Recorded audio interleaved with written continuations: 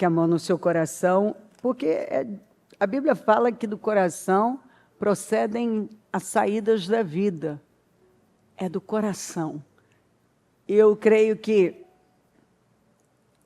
nós precisamos sempre lembrar disso. Quando eu coloco a minha mão aqui, eu estou lembrando que daqui procedem as saídas da vida. Está falando do meu espírito. Uma das palavras hebraicas cujo o significado é traduzido por misericórdia, no hebraico é Reshem. Acho que estou tentando pronunciar o melhor do hebraico. Carrega na sua raiz uma outra que é muito interessante, que é útero. Então, as duas palavras procedem da mesma raiz. Sendo assim, útero, misericórdia, compaixão, no hebraico, possuem uma mesma raiz. Então, a Bíblia nos ensina que o nosso Deus, ele é compassivo. Ele é misericordioso, ele tem compaixão. Ele é aquele que nos gerou no seu ventre. Nós somos nascidos de Deus. Ele é aquele que nos gerou no seu ventre como se ele fosse a nossa mãe. Então, quando você para pensar a profundidade disso, né, e a brutalidade que é, por exemplo, quando uma mulher e um homem se apoia, por exemplo, na execução de um aborto, por exemplo. Porque gerar um outro ser mostra uma misericórdia, uma compaixão. E o nosso comportamento em relação às pessoas, de compaixão, de misericórdia,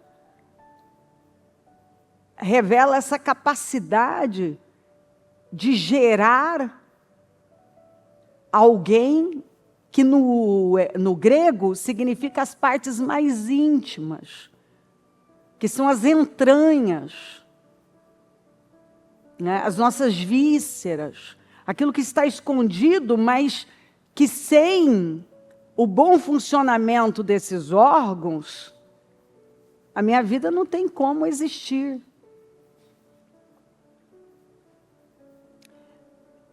Então, eu gero isso nas minhas partes mais íntimas, nas minhas entranhas. Isso sai das minhas entranhas. E foi isso que o Senhor nos ensinou. Jesus, o menor versículo da Bíblia está em João 11:35. Esse é o menor da Bíblia. Jesus chorou. E chorou por quê? Porque ele teve compaixão do que ele estava vendo. Porque ele se compadeceu daquela dor e mesmo daquela incredulidade de muitos ali.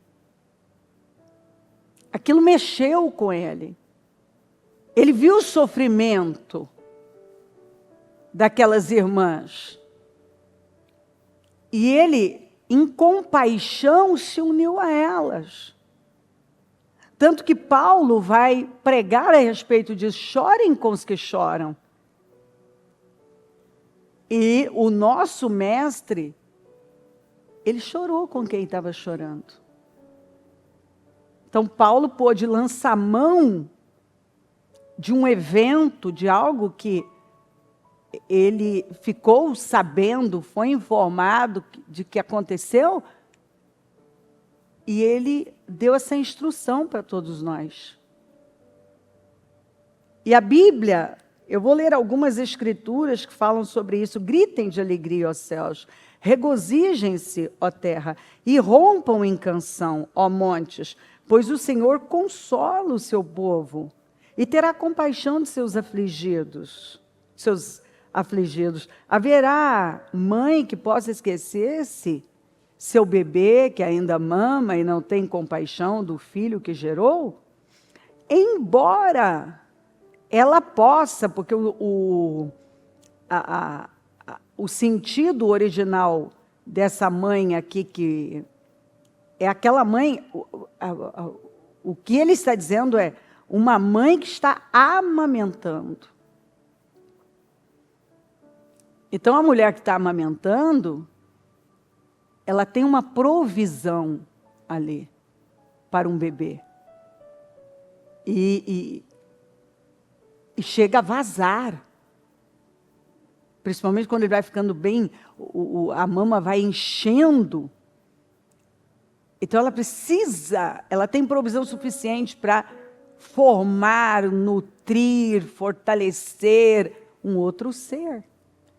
Mas ainda que essa olhando e vendo a mama cheia e vazando de tanta provisão, e ela seja egoísta e diga, não, eu prefiro tomar algo para fazer isso secar, eu não estou nem um pouco interessada em alimentar esse bebê, e eu não vou dar provisão a ele, eu me nego a dar.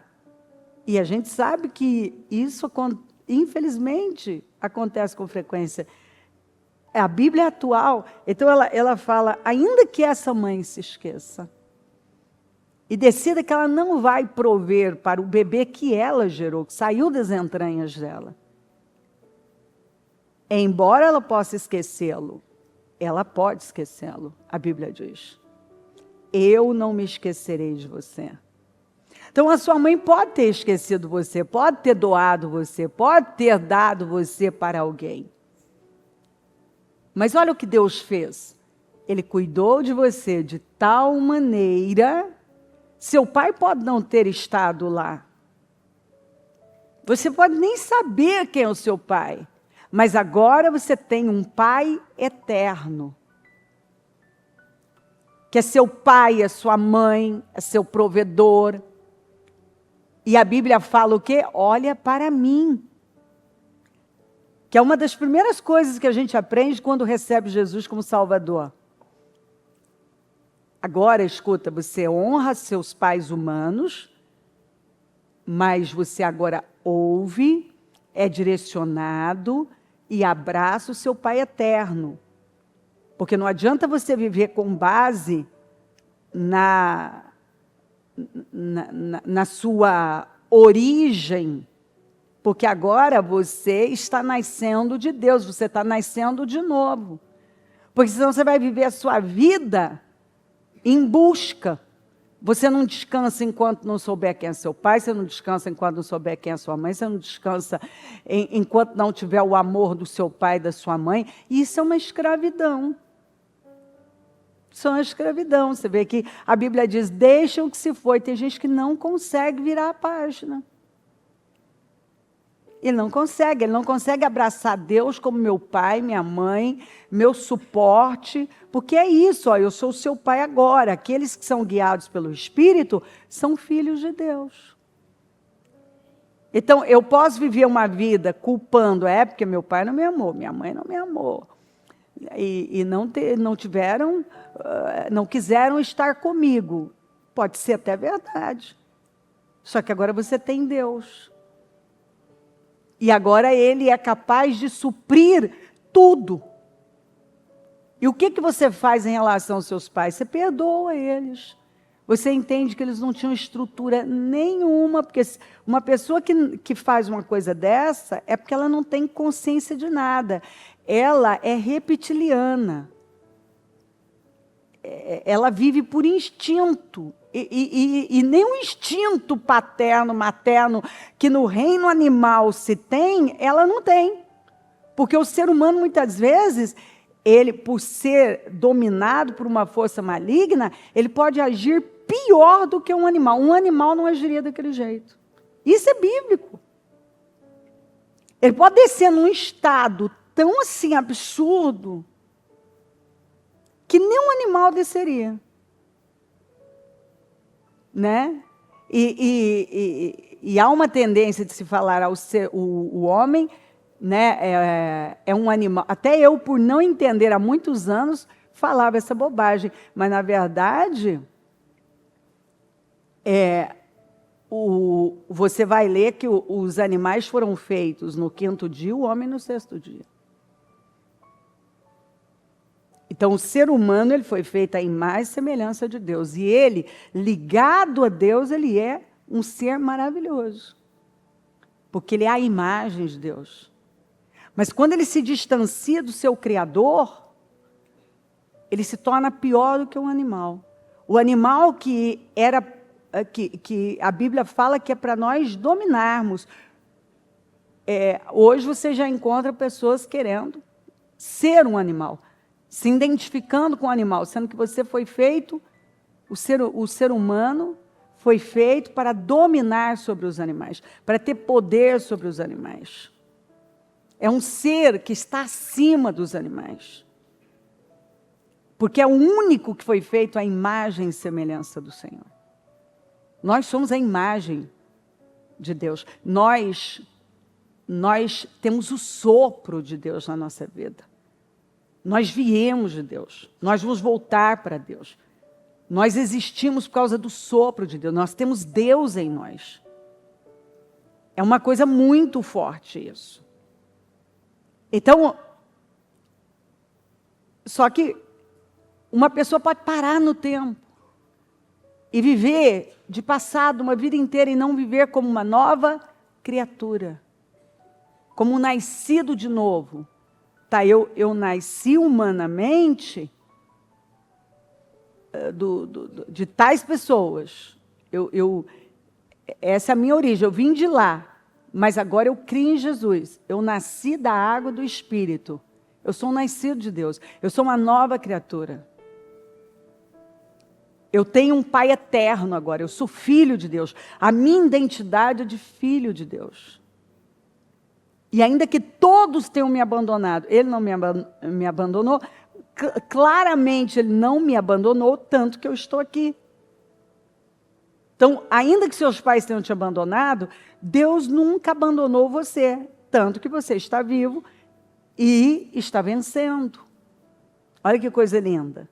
E você pode fazer aquela risca no chão e seguir em frente e construir uma grande vida. Dia após dia. Com base em quem? Em Deus, olhando para Ele. Então, a compaixão de Deus é um negócio incrível. Incrível. O Senhor é bom para todos. A sua compaixão alcança todas as criaturas, até quem não crê nele. Obviamente que essa pessoa nunca vai viver a plenitude do Senhor. Mas você vê a bondade do Senhor para com todos.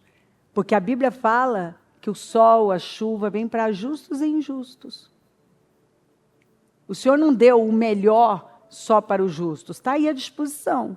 Obviamente que Ele fez para o justo. Mas está aí à disposição. Todo mundo pode desfrutar dos recursos naturais, né? Quando Jesus saiu do barco e viu grande multidão, teve compaixão deles e curou os seus doentes. Jesus ia passando por todas as cidades e povoados, ensinando nas sinagogas, pregando as boas novas do reino e curando todas as enfermidades e doenças. Ao ver as multidões, teve compaixão delas, porque estavam aflitas e desamparadas como ovelhas sem pastor. Uma pessoa pode estar aflita e desamparada, que ela tenha compaixão do Senhor. O Senhor, Ele é capaz de ter compaixão. Ele nos gera nas suas entranhas, para que possamos viver plenamente o nosso destino. Quanto ao mais, tenham todos o mesmo modo de pensar. Que modo de pensar é esse? O que o mundo, né? Cada um pensa de um jeito, a verdade é relativa. Todos devem pensar da mesma forma. De que forma? Vamos ver se você lembra. Nós recebemos o quê? A mente de Cristo. Então, se nós temos a mente de Cristo, todos têm a mesma mente, o mesmo padrão de pensamento. E a cada dia, que o Senhor, todo dia, Ele nos dá um novo dia, né? A cada amanhecer, misericórdia. A Bíblia diz que as misericórdias são renovadas. E Ele está nos dando a oportunidade de nós nos alinharmos com Ele. Então, quanto ao mais, tenham todos o mesmo modo de pensar, sejam compassivos. Todos têm que ter o mesmo modo de pensar. Porque se eu tenho a mente do meu mestre, como Jesus sempre funcionou. Então, o que eu tenho, como eu devo ser? Sejam compassivos, amem-se fraternalmente, sejam misericordiosos e humildes, não retribuam mal com mal, nem insulto com insulto. Ao contrário, bendigam, pois para isso vocês foram chamados, para receberem bênção por herança. Se alguém tiver recursos materiais e vendo seu irmão em necessidade, não se compadecer dele, como pode permanecer nele o amor de Deus? A fim de que não haja divisão no corpo, mas sim que todos os membros tenham igual cuidado uns pelos outros. Quando um membro sofre, se esse meu dedinho aqui, ó, eu bater na parede, todo o meu corpo vai sentir. Então, aquele menorzinho, o membro que é considerado, né, que a pessoa pode achar que é um menor, né? Aquele dedinho no corpo de Cristo. Se estiver sofrendo, todo o corpo sofre. E nós precisamos ter a visão de reino, a visão de corpo, a visão da igreja do Senhor. Porque isso tem sido roubado do povo de Deus, porque o povo de Deus tem se aculturado. A fim de que, quando um membro sofre, todos os outros sofrem com ele. Quando um membro é honrado, todos os outros se alegram com ele. Esse é o padrão certo. Sejam bondosos e compassivos uns para com os outros, perdoando-se mutuamente, assim como Deus os perdoou em Cristo. Portanto, como povo escolhido de Deus, santo e amado, revistam-se, que é o mesmo sentido de se vestir de uma roupa, de profunda compaixão. Então, como povo escolhido de Deus, santo e amado, revistam-se, né? Vistam-se de profunda, você vai vestir uma roupa de profunda compaixão, bondade, humildade, mansidão e paciência. A luz raia nas trevas para o íntegro. Pode a pessoa ter trevas pairando, mas a luz vai raiar nessas trevas para quem? Para o íntegro. Para quem é misericordioso, compassivo e justo. Alegrem-se com os que se alegram. Chorem com os que choram. Jesus chorou com quem estava chorando. E a Bíblia manda eu me alegrar. Tem alguém vivendo uma grande vitória, um momento incrível? Se alegra com ele. Mas ele está vivendo um momento difícil? Chora com ele. Dê apoio a ele. Às vezes a pessoa só precisa de um ombro. Você nem fale nada, só de um ombro. Assim, em tudo, diz a Bíblia, em tudo façam aos outros o que vocês querem que eles lhes façam. Pois esta é a lei e os profetas. Bem-aventurados os misericordiosos, pois obterão misericórdia. Bem-aventurados, felizes a ponto de serem o quê? Invejados e espiritualmente prósperos, com vida alegre e satisfação no favor e salvação de Deus, independentemente de suas condições externas. Os misericordiosos alcançarão, os misericordiosos, porque eles alcançarão misericórdia. Não vamos esquecer da parábola do bom samaritano. O que nós vemos? Nós vemos duas pessoas que todo mundo esperava o quê? Misericórdia, compaixão, o sacerdote, o levita. E eles se desviaram, eles mudaram, atravessaram a rua. Por quê? Porque às vezes, queridos, né, o que vai acontecer, ainda mais nos dias atuais? Nós estamos tão lotados, né, das nossas coisas, que esse negócio da gente parar para ajudar os outros, não é esse o pensamento de muita gente? Eu tenho meus problemas, eu tenho minhas situações já. Eu já tenho meus compromissos, estou com a minha vida lotada. Eu não tenho tempo para isso. Né? Isso mostra que nós estamos tão autocentrados, tão ocupados com coisas que, no final das contas, se você tivesse na ânsia da morte, você nem ia lembrar. Muitas coisas que nós fazemos seriam irrelevantes nas últimas horas de vida. Na sexta-feira eu falei, no encerramentozinho, o senhor me levou a pedir para alguém fazer um teste necrológico. Né? O que vão dizer naquela nota após o seu falecimento? Né? Você vai deixar o quê?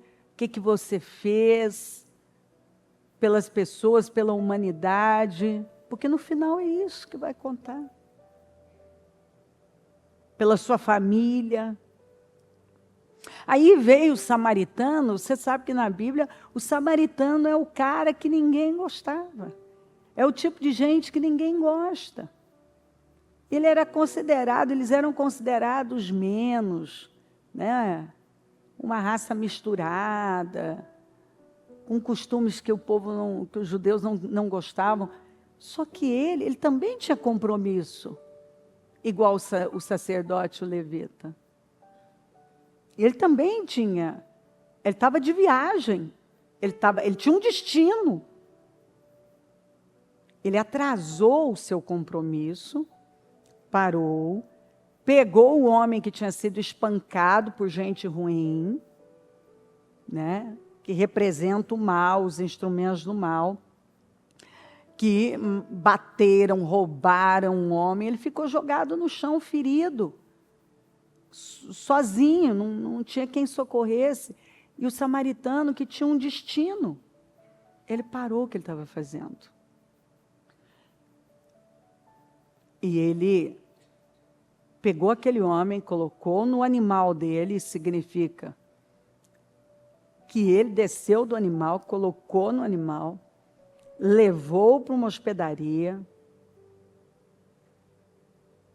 e pagou, recomendou e disse que qualquer coisa mais que precisasse, quando ele voltasse do seu compromisso, da sua viagem, ele ia passar lá. Ele acabava de acertar. Né? E tudo começou com um perito da lei perguntando para o Senhor sobre as coisas eternas. E o Senhor perguntou: o que diz a lei? E esse homem mostrou que ele conhecia a palavra, porque ele juntou o que estava em Deuteronômio, o que estava em Levítico, ele juntou as duas frases bíblicas de Deuteronômio, ame a Deus de todo o seu coração, força e alma e coração, e de Levítico, ame o teu próximo como a ti mesmo. Então ele junta e ele mostra que ele conhece a Bíblia. Mas ele ainda não tem a revelação dela. Ele conhece a letra, mas não tem revelação. Porque não há misericórdia, não há compaixão, não há perdão, não há entrega. E aí o Senhor vem e ele conta essa parábola. Se não me falha a memória, no livro 7 Hábitos para Pessoas Eficazes, eu acho que é nesse. Se eu estiver equivocada, me desculpe. O autor conta sobre um homem que entra no metrô em Nova York e aí ele se senta, ele entra com algumas crianças, os filhos, né?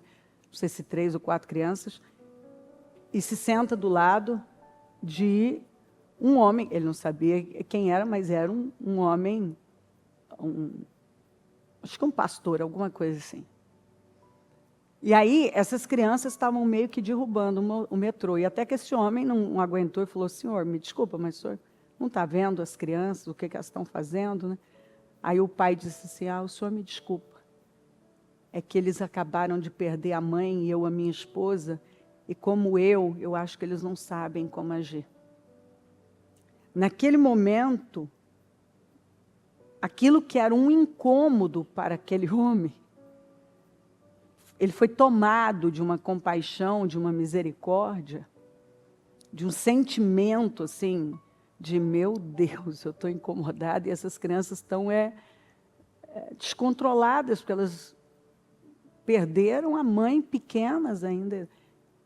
E esse pai estava inerte diante daquilo, porque ele também não sabia o que fazer. Né? Ficou com aquele monte de filhos, sem esposa. E as pessoas não sabiam o que ele estava vivendo. Né? Elas não conseguiram, aquele homem não entendeu, só achou que era um pai ali negligente. E aí a perspectiva dele mudou. Então, às vezes, tem coisas acontecendo com pessoas que você pode deduzir muitas coisas. Mas talvez se você chegasse mais perto, você descobriria que há uma dor muito grande ali. Mas no tempo em que nós estamos vivendo, o que nós vemos? Pessoas que não querem se envolver. Isso não é problema meu. Só que a Bíblia, Jesus andou, eu li aqui, poderia ler inúmeras outras escrituras, que Jesus andou por toda parte, fazendo o bem. Por onde ele passava, ele fazia o bem. Ele socorria pessoas, ele curava vidas. Ele tinha compaixão de pessoas que estavam sofrendo. Né? E eu penso que nós, cristãos e como igreja, perdemos muito nesses últimos anos, porque na vida de muitos a cultura foi entrando, onde cada um tem vivido uma vida autocentrada, hedonista, egoísta. E assim você vê, as pessoas se tornaram amargas, raivosas. Isso tudo é um plano mesmo, demoníaco. Porque o ser humano ele precisa se relacionar. Destrua os relacionamentos de uma pessoa, ela enlouquece. E o sistema desse mundo demoníaco, que é o fundamento, é o sistema do anticristo, é para transformar as pessoas nisso, né? Em seres egoístas, autocentrados, hedonistas, gente que mata seus próprios filhos, gente que não honra a família, gente que perdeu o prazer por educar, pessoas que perderam o prazer de gerar, né? Pessoas que não estão gerando mais. Literalmente, emocionalmente, espiritualmente. Elas não estão mais. O útero da compaixão, da misericórdia, não está em funcionamento. Elas fogem disso. Elas nem querem entender sobre isso. E nós, cada um anda na luz que recebeu. E se você recebeu mais luz, você tem mais responsabilidade. A Bíblia, Jesus falou que nós somos a luz do mundo, o sal da terra. E se o sal se torna insípido, ele só serve para ser pisado. Se eu não estou salgando, eu não sirvo para mais nada. Eu vou ser pisada pelos homens. É onde muitas pessoas, elas são envergonhadas, derrotadas. Por quê? Por que tem crentes sendo envergonhados e derrotados?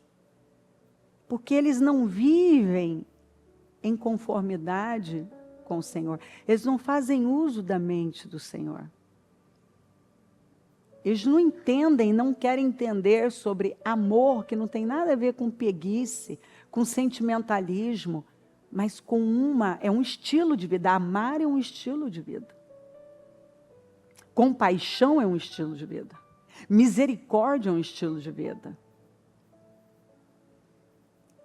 Né? Eu me lembro da irmã de um...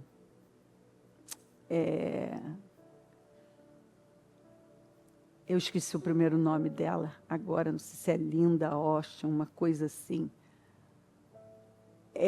Filha de pastor à frente, junto de um ministério, e ela lutou para gerar. Até que ela entendeu. Um dia o Senhor falou o coração dela. Que o projeto dele para ela, olha a compaixão que essa mulher abraçou no coração dela. O Senhor colocou que o projeto dele para ela era de adoção. E essa mulher abriu o coração dela de uma maneira que ela adotou vários irmãos, não querendo separá-los. Eu não sei exatamente se foram 3 ou 4. E a felicidade dela, a realização dela, tem sido, né? Porque está viva ainda, tem sido plena. Porque ela simplesmente entendeu algo que ela disse, que o Senhor, Deus tem com cada pessoa, Ele lida de uma maneira. Né? Com certeza, o propósito dele com ela era esse, e ela se abriu completamente, sem questionamento. E se abriu. E deu vida a essas pessoas, a essas almas viventes abandonadas. Deu vida, deu amor, deu um lar, deu esperança, deu um futuro, tem dado, né? São pessoas que decidem viver uma vida que vai além de coisas. E eu percebo isso muito no meu espírito, que nós já entramos, especialmente agora nessa virada para 2025, é uma outra era. Eu sinto assim, eu não sei ainda, eu não tenho talvez tudo isso tão claro, mas eu sei que o que o Senhor tolerou lá, Ele não tolera agora.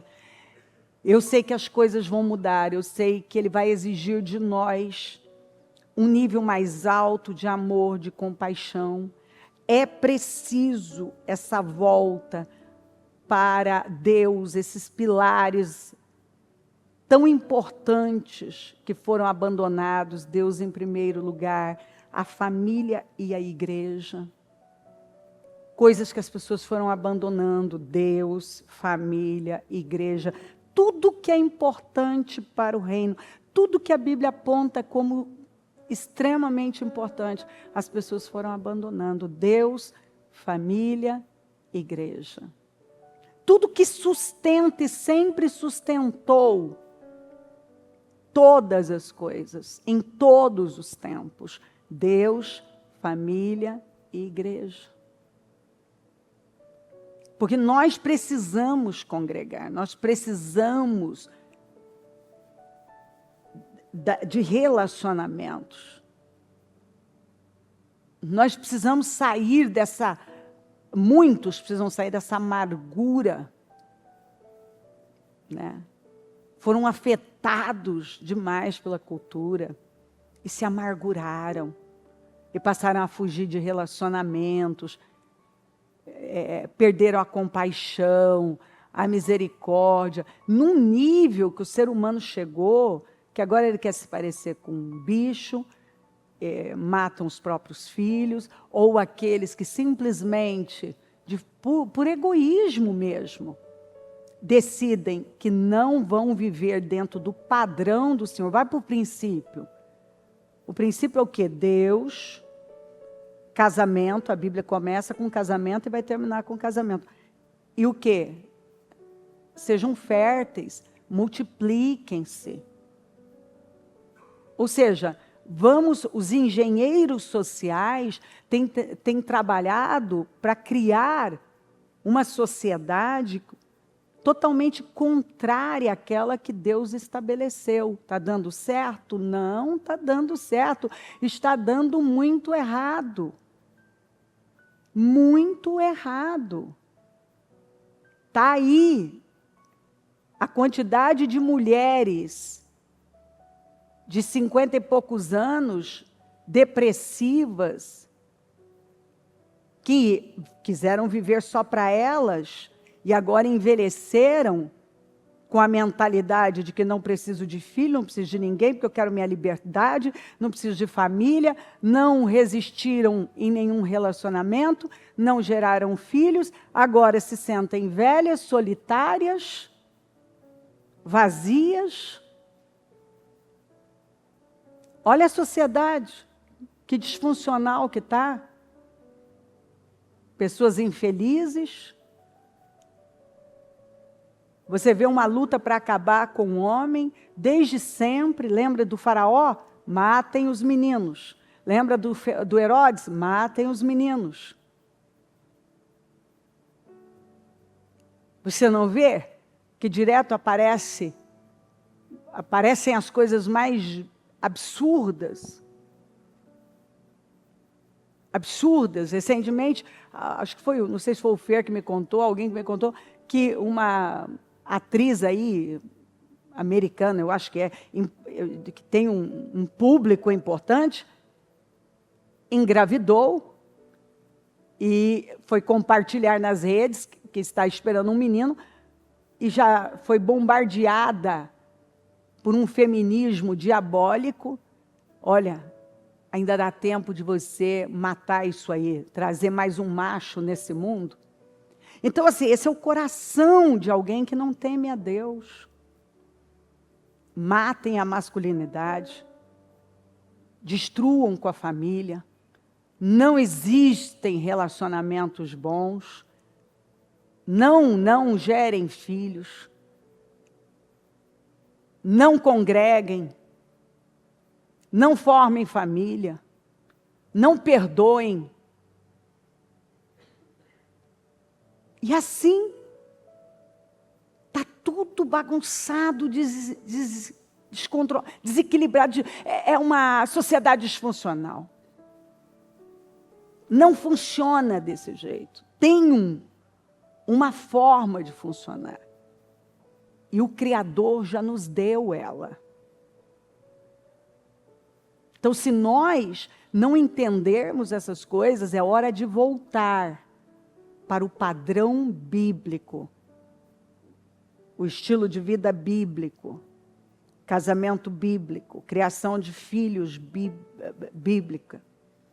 A forma de criar os filhos é com a Bíblia na mão. Tem que ser bíblica. Aceitar que há diferenças nas pessoas, e isso muitas vezes é a compaixão em ação. Eu tenho 2 filhos completamente diferentes. Eu tenho 5 netos e cada um tem um jeito.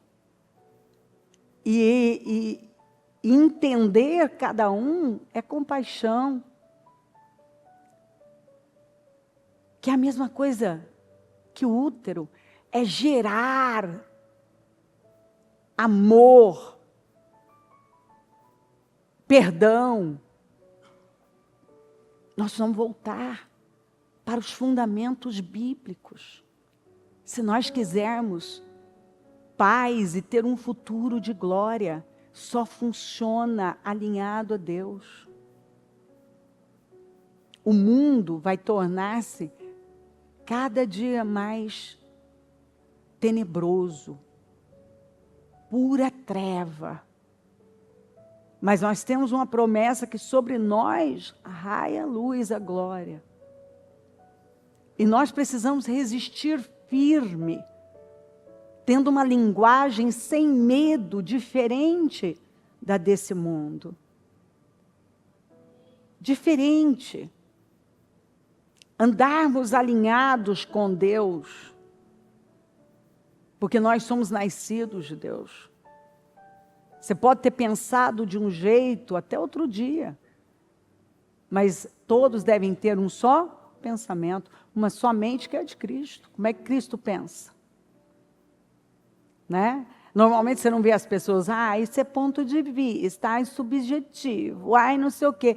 E a Bíblia vem e desconstrói isso tudo e diz, não, a verdade é relativa. E a Bíblia vem e derruba tudo isso. Agora você tem que decidir se vai acreditar na Bíblia ou vai acreditar num sistema que talvez entupiu você de enganos e você precisa se limpar.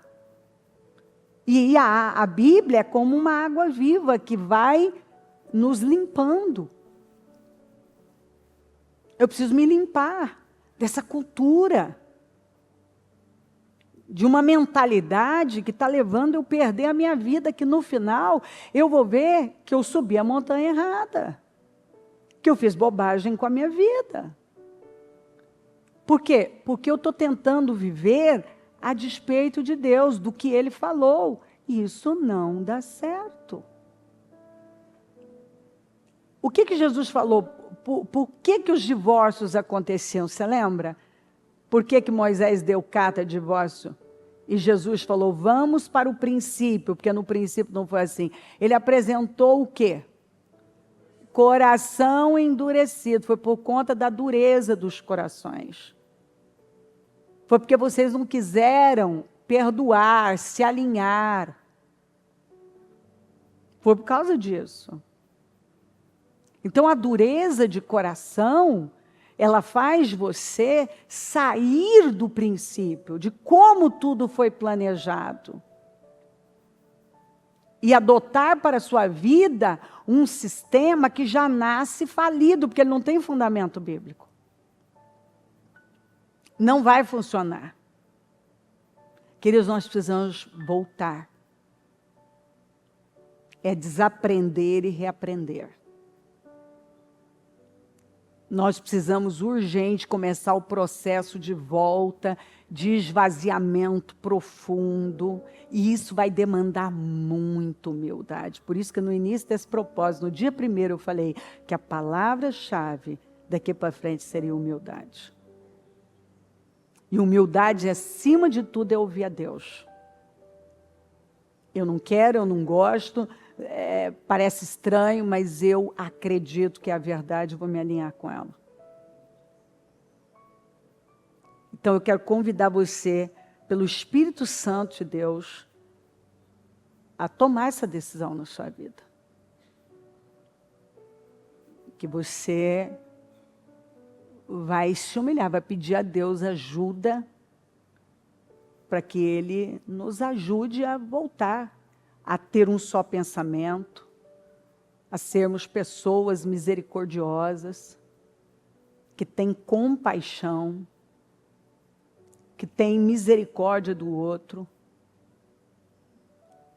Sabe, eu vi as imagens lá dessa comunidade, e o Fer foi lá, depois já voltou. E eu vejo isso muito, especialmente falando do Fer, que é meu filho, né? A compaixão que ele tem. Eu vejo que ele tem esse dom da misericórdia.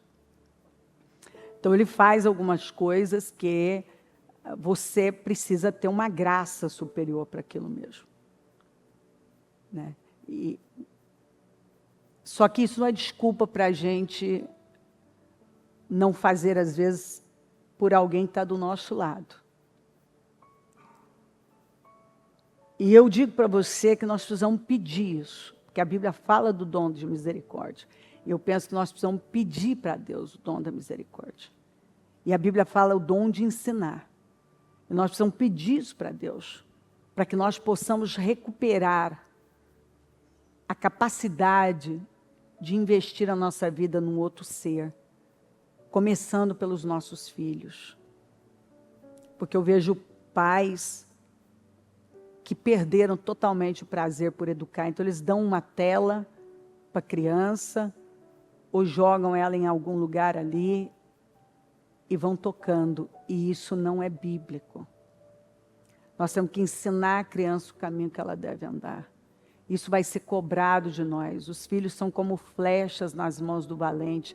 Você tem que ser valente nos dias de hoje e impulsionar, né? Lançar seus filhos na direção da vitória. É o pai que lança. Para onde está lançando seus filhos? Nós precisamos sair desse lugar da covardia, da intimidação, que a cultura intimida. Você simplesmente precisa adotar o padrão bíblico como verdade e acabou, não importa o que vão dizer ou pensar. Eu vejo gente, vida é muita coisa. E tem gente gastando tempo, jogando o tempo da vida. O tempo é vida. Jogando o tempo fora nas coisas mais inúteis. Elas não percebem o nível de distração delas com coisas que não funcionam. Mas essas rotas de fuga sempre existiram. Quando as novelas começaram, ficavam as famílias inteiras sendo doutrinadas por anos através daquelas novelas. As pessoas deixavam os eventos, as famílias começaram a se perder ali, porque elas já não conversavam mais, saíam da mesa para ir para a sala, comiam com um prato na mão para não perder o capítulo da novela. E aí isso só vem crescendo, séries, redes sociais. E as pessoas não estão vendo que o sistema do anticristo vem criando rotas de fugas, para as pessoas viverem em fuga. Elas estão sempre fugindo, porque quando você gosta da sua vida, você ama a sua vida, você não precisa fugir. Você não precisa fugir. E você tem que saber o que é bom para você. Tem coisa que pode ativar algo em você. O Anderson me falou de uma série, Yellowstone, acho que é isso, né? Yellowstone. E ela está bombando nos Estados Unidos. E eu, nessa última viagem que eu fiz agora, no avião tinha alguns capítulos ali. A hora que eu fui passando, eu normalmente não vejo nada, que eu vou corrigindo o livro, vou fazendo. E naquele dia eu fui para colocar, para acompanhar todo o voo. E aí apareceu ali. E eu lembrei que ele tinha dito, que ele tinha visto, que era bom, que falava de uma fazenda, de coisa e tal. Quando eu assisti, olha como você tem que ter discernimento das coisas. Realmente, de uma fazenda, e cowboys, e cavalos, e aquela coisa, e aquelas paisagens bonitas, tal. Imediatamente, o que eu percebi? Meio que ativando algo dentro de mim, que é nostálgico, que eu na hora falei, você tem que ter inteligência. Você começa a entrar naquilo, a se envolver, e de repente começam a vir pensamentos, sentimentos, olha só, aquela fazenda, aquela casa, e cavalgando, e aquela coisa toda, e aquela vida, sabe, reclusa naquele mundo, aquela coisa. A hora que você vê, se é algo que não te diz respeito, não vai fazer diferença nenhuma. Mas talvez tenha alguma outra coisa que vai mexer com o seu inconsciente. Que lá foi colocada uma programação. E que você trabalha para derrubar muitas coisas que... Algumas não é nem que é pecado, mas não faz parte do seu propósito de vida. Mas de repente você começa a ver o quê? Ativar aquilo, porque a imagem te prende, ainda mais quando aquilo já tem algo que você gosta. Então, você começa a perceber que te puxa, e você tem que ter uma inteligência para colocar um limite e dizer, não, não. Ah, é pecado? Não, eu não pequei, não houve nada, eu só tive a inteligência, a sabedoria de dizer, isso aqui está mexendo onde não tem que mexer. Está começando a trazer, você começa a pensar. Eu me lembro de eles estão até no Destinos.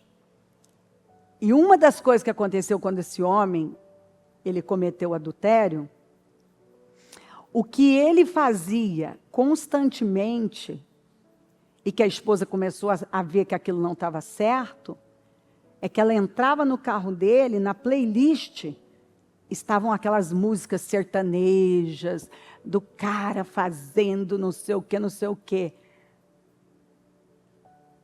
Para onde ele foi? Ele começou, ele abriu uma porta, aquilo foi puxando, ele mesmo me contou, e foi puxando.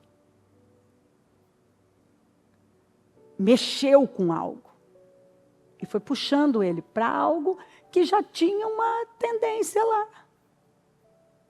E as pessoas precisam ser sábias. Ah, mas eu não estou liberto? Você está liberto. Mas existe uma frase muito clara na Bíblia. Fuja da aparência do mal. O espírito está pronto para as coisas espirituais. A carne não, ela é fraca para as coisas espirituais. Começa a dar a sua carne. Começa a se envolver com coisas que mexem. Cada um tem a sua área.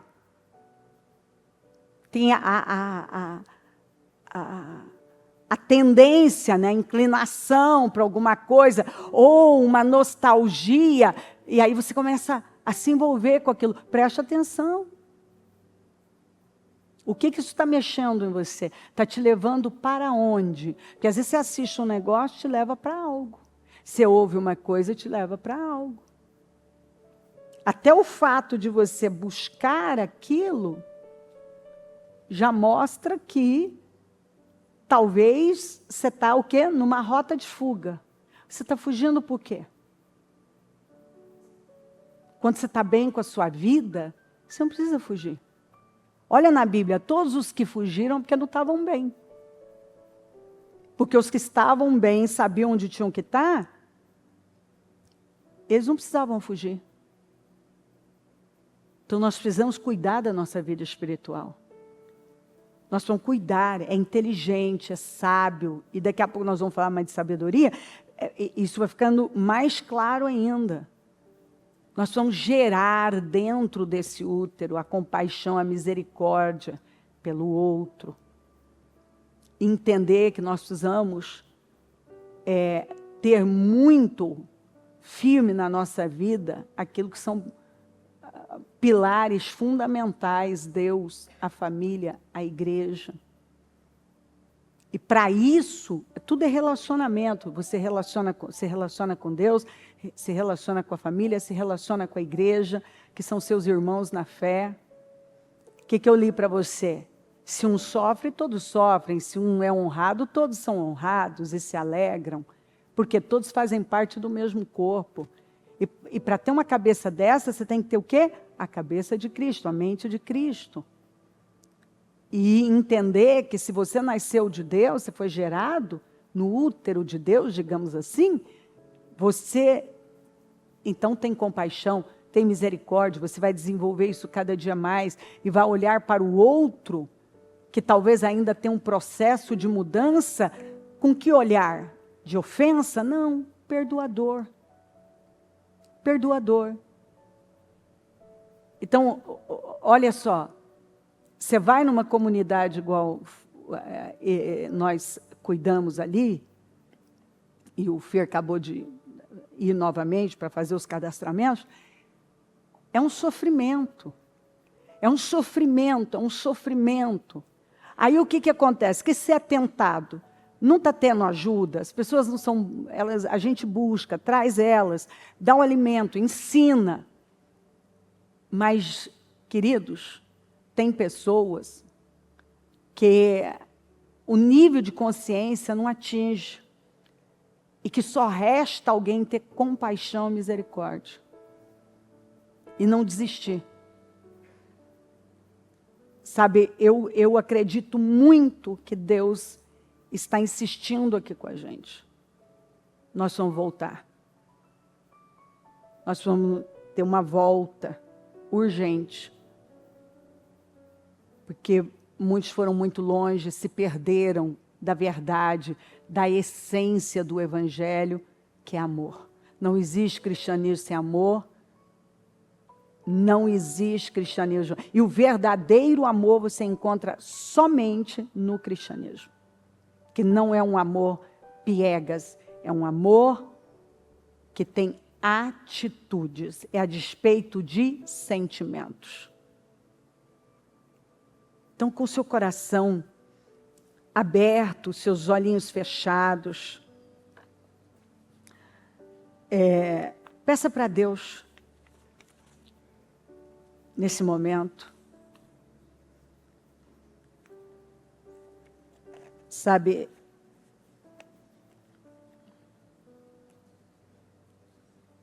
nós precisamos começar a gestar algo maior do que nós. Nós precisamos sofrer uma mudança e definitivamente viver a essência do Evangelho na nossa vida.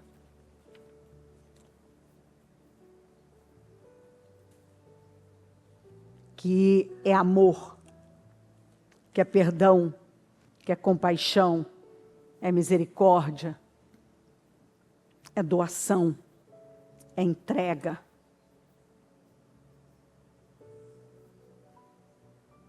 Senhor, eu oro nesta manhã para que essa palavra mova vidas, de tal forma que nenhuma pessoa consiga viver da mesma maneira, no mesmo lugar.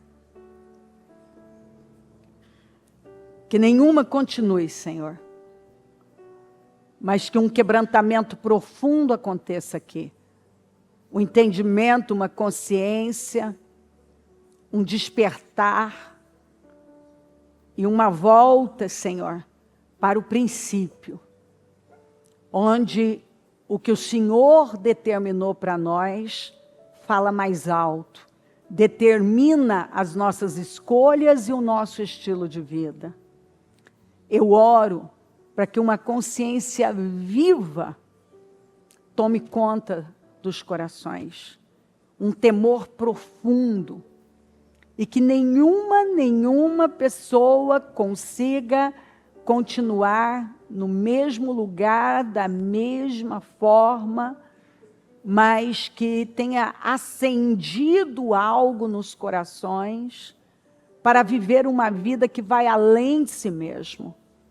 Uma vida de renúncia, uma vida doadora, uma vida de sacrifícios, uma vida de entrega, uma vida de misericórdia e compaixão, uma vida, Senhor, que vale a pena ser vivida porque está envolvida com projetos eternos, com obras eternas. Chega de uma vida egoísta, de uma vida pequena, chega de olharmos para o nosso próprio umbigo e tudo girar em torno de nós mesmos. É o que eu sinto, é o que eu quero, é o que eu tenho vontade. Chega. Chega.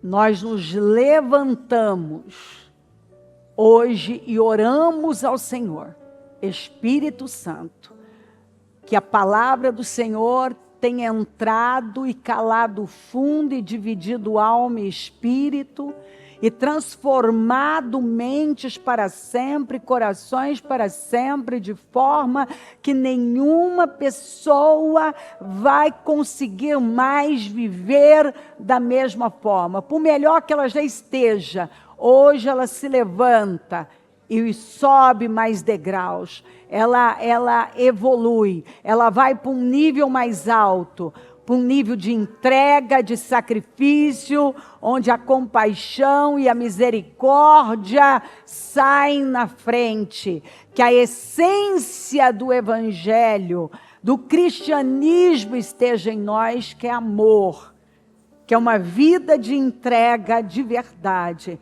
onde nós nos doamos para o Senhor, para a nossa família, para as pessoas, para a tua igreja, para o teu povo, para quem precisa, sem olhar a quem, não importa quem, se merece ou não merece, mas se o Senhor colocou no nosso caminho, muitas vezes o Senhor está dizendo, derrama do meu amor, mostra o meu amor para essa pessoa, salgue, derrama da sua vida, do seu dom na vida dela, porque o que é a vida, Senhor? Se não é aquela que é vivida para a sua glória, onde o seu nome é glorificado, onde as pessoas conseguem enxergar o Senhor em nós, essa luz, esse sal, esse testemunho vivo. Afinal, nós somos comparados a cartas vivas, nós somos comparados aos embaixadores, somos embaixadores do Senhor, somos cooperadores do Senhor. E estamos aqui, Senhor, para salgar, iluminar e impactar as pessoas com um testemunho que te glorifica, onde há amor, há compaixão e misericórdia, e isso glorifica o teu nome. Às vezes não precisamos nem abrir a boca, basta uma atitude de compaixão, de misericórdia. Quando nossas prioridades revelam onde estamos usando a nossa vida, que possamos usar a nossa vida para algo que ninguém vai tomar de nós, que possamos acumular tesouro no céu, Senhor, fazendo coisas que vão além de todas essas coisas que o mundo apresenta como tão importantes. O seu reino é invertido, o Senhor fala que o Senhor quer misericórdia, o Senhor nos quer com o coração transbordando de amor, misericórdia e compaixão. Eu oro e eu abençoo o teu povo com essa bênção de compreender a verdade e viver a verdade. Eu abençoo o teu povo para que esse entendimento sobre a verdade e viver alinhado a ela, viver em conformidade com ela, é viver e construir uma grande vida. Eu abro essa reunião, eu a entrego nas suas mãos, peço que o Senhor esteja aqui, que a unção do Senhor esteja aqui, nenhuma ferramenta preparada contra nós prosperará, e toda língua que se levantar em juízo tu a condenarás. O teu sangue tem poder sobre nós, acampa os teus anjos aqui, e fala fundo, Senhor, toca profundamente nos corações, que eu possa ter pessoas aqui dispostas a gerar nos seus úteros espirituais aquilo que realmente honra e engrandece o teu nome, que faz o Senhor sorrir. Obrigada por tudo, amém? O Evangelho de Jesus Cristo é a boa notícia. Jesus tomou o nosso lugar pela punição do pecado, para que pudéssemos entrar em seu lugar de vida eterna. Eu convido você agora a se voltar para o Senhor em seu coração e dizer: eu o recebo como meu Senhor e Salvador. Eu entrego tudo nas suas mãos. Eu deixo todas as partes da minha vida que não o honram e passo a viver a partir de hoje intencionalmente para servi-lo, honrá-lo e celebrá-lo como meu Senhor e Salvador. Jesus é a porta de salvação, é o caminho, a verdade e a vida. Ele é o pão da vida e Ele te ama.